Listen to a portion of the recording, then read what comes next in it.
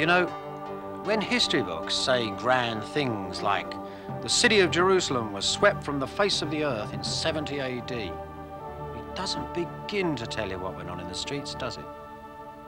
Well, this little ruin here does. That over there was the door of this part of the house. The soldiers must have come through this room, and this room, knocking things over as they went, smashing everything before they set fire to it. Bits of human body were found in here. A couple of spears, things like that. Everything smashed, destroyed, carbonized. Look at the walls there, covered in black soot. The plaster burnt red behind. The whole place, in fact, utterly destroyed. It's interesting. This house is actually on the eastern hill overlooking the temple. It's part of an enormous estate of the priests. The priest, in fact, who ruled the state of Judea, the Jewish people. These were rich people. These were Hellenized. Look at that table. You'll see lots of little Hellenic details. Even their name is Greek, Kathros, the house of Kathros. These were conservative, pragmatic people who'd done deals with the Romans.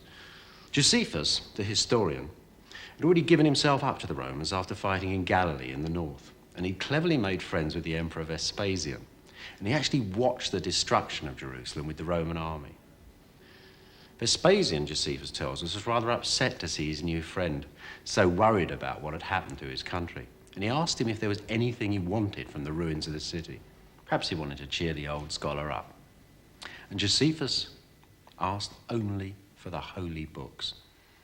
He knew that there must be still fragments of them laying in the ruins of the burnt city. And he went back there and he tells us he picked them up from amongst the embers, these charred remains of the sacred texts of his race. What were they? That's an important question because these would become the fixed version of the Hebrew Bible, the Christian's Old Testament. Well, the bits that Josephus actually picked up we don't know about, but we do know what the sacred texts were in Jerusalem just before the Roman army approached, because the people of Jerusalem went out and buried large quantities of them in the deserts of Judea to save them from their enemies.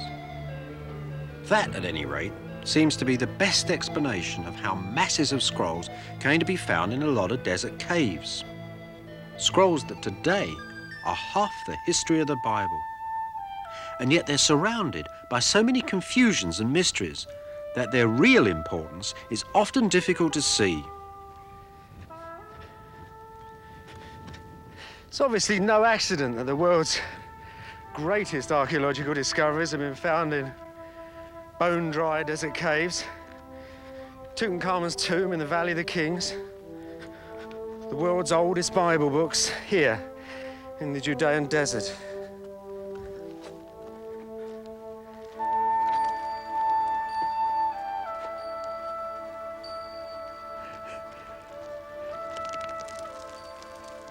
The incredible dryness. In places like this will preserve almost anything. In these caves were found the Dead Sea Scrolls. What a find it was by the Dead Sea. There were nearly 1,000 documents here, all written on copper, on leather, on vellum, even on fragile papyrus. Scholars at the Hebrew University in Jerusalem undertake the painstaking work of piecing together bits of ancient biblical scrolls found in a mountain cave near the Dead Sea. This parchment document was written 2,000 years ago. There were 75 copies of the books of Moses, 48 of the prophets, 57 of the histories and psalms. And there were tens of thousands of loose fragments and dozens of different versions of the same texts. And even some holy texts that no one had ever seen before. For Jews and Christians alike, the Dead Sea Scrolls promised revelations, even nasty shocks.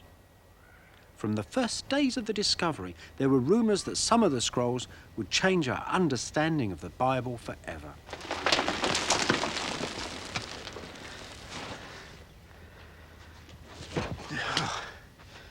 You know, the Bible texts weren't the only things that were found in these caves. It was a wonderful scroll describing the exact locations of huge amounts of buried treasure. There was another wondrous document which actually talked about the great battle that was going to take place at the end of the world. The battle, it was said, the sons of light and darkness. Then there were several rule books. And these seemed to be rule books of a sort of a religious order. And when these scrolls were first found, these were some of the very first texts that people started to read. And the scholars suggested immediately that it was actually a sort of a rule book of a sect of Judaism called Essenes. These mysterious Essenes would provide an alibi for many scholars who studied the Dead Sea Scrolls. If the ancient texts had been made by the members of this unusual sect, then any impieties or aberrations in them that might offend Jews or Christians could be put down to Essene oddness. Close by the caves where the first scrolls had been discovered was an insignificant ancient ruin, a lookout post apparently destroyed in an ancient war. Now, the scroll scholars were filled with a great desire to dig it up. Perhaps this ruin, which was clearly connected to the caves nearby, could now also be connected with the Essenes. And so, it was declared that this ancient fortress had actually been an Essene monastery, and that the Dead Sea Scrolls, with all their amazing diversity, had actually been made and stored in it. "I stand like a lion upon the watchtower," said the prophets, and that's what the archaeologists dug up. And it stood high above the sea, the Dead Sea, guarding the great roads that came up the side and turned off this way, off to Jericho in Jerusalem. The archaeologists found Roman arrowheads still stuck in the walls, and Roman sappers too had dug underneath and destroyed the place. And this had probably happened when the Romans had destroyed Jerusalem and were on their way down the coast to wipe up the remaining Jews that had run out of the capital on the way. But still, these archaeologists, these same people, thought that they dug up an Essene monastery, this strange sect they said that had probably written the Dead Sea Scrolls. Now, why would they have said that? Pliny, who's the best ancient authority on the Essenes, says that the Essenes lived without women, without money, but under palm trees by the Dead Sea. Well, there's the Dead Sea. But over there is this cemetery of this little fortress, and there were found women there. And here, in the so-called monastery, they found money hidden under the floor. And as you can see for yourself, there are no palm trees. And the archaeologists proved by digging the place up, they didn't find any palm tree roots either. There never had been any palm trees here. So why on earth did they persist in calling this an Essene monastery? Well, I think it's mainly because of one room. And this room they called the scriptorium, and they said that was where the Dead Sea Scrolls had probably been written.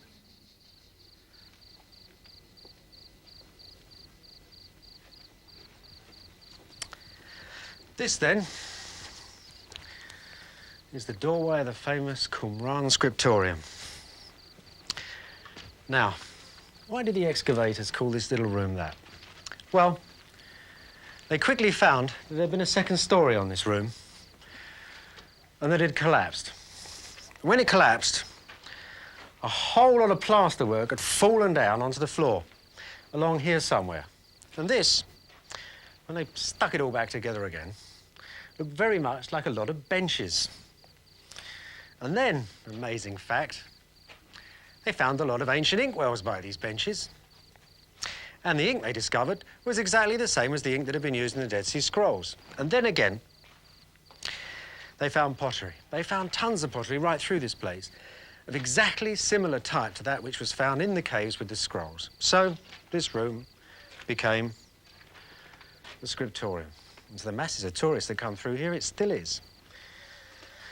But the story doesn't finish there. Look, those plaster benches turned out to be something far more peculiar and far less like benches.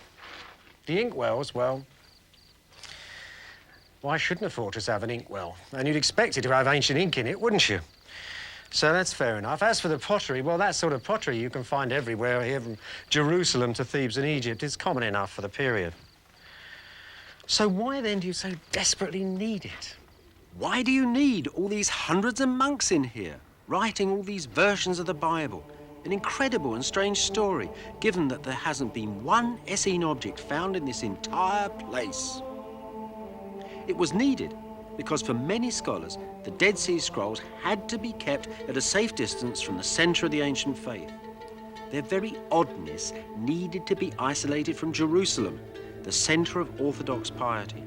And for that, the Essene monks provided a convenient umbrella.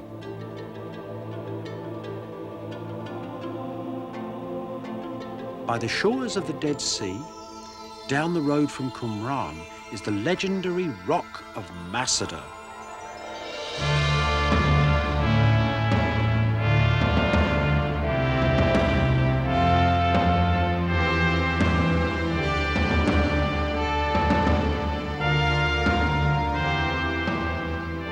After the fall of Jerusalem, a band of Jewish warriors and their families withstood a long Roman siege here and then committed suicide. During the siege, the defenders had built themselves a small synagogue, now the oldest standing synagogue in the world.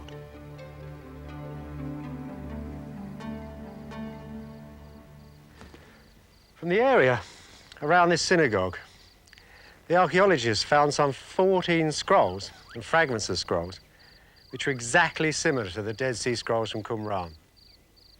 Now, right away, this makes the whole story a lot wider, doesn't it? The question is, you've got really two alternatives how they got here. Were these the so-called monks that lived in Qumran who suddenly had abandoned their pacifist ideals, run away from the Romans and come up here with their scrolls to die with the gallant defenders of Masada? Or was it just the fact that the Masada people who had come from Jerusalem simply brought the scrolls with them? The difference is a very important one, because you come back to the question, were the scrolls made at Qumran or were they made in Jerusalem? Now, it's a brilliant new theory that really substantiates this idea of them coming from Jerusalem. And it's based on the contents of one of the scrolls themselves. This one's unique. It's a copper scroll. The letter's engraved on a thin sheet of copper. They really wanted this one to last. And this one is a treasure list. It's nothing less than a list of things buried in and around Jerusalem. This one can imagine, presumably at the time the Roman army was coming down from the north to attack and eventually destroy the city. Now, all this seems like a nice scholarly debate, isn't it? But it's very important for the history of the Bible, and it's important for this reason. If those texts come from Jerusalem, they show us the precise state of the Hebrew Bible at the very time of the ending of the Jewish state. So, if that's true, what does it mean? It means that the Bible, the Hebrew Bible, hasn't yet been gathered together. It's still lots and lots of different books in lots and lots of different versions. That means then there was never one single original Hebrew Bible. At the time of the ending of the Jewish state, it was still waiting to be put together.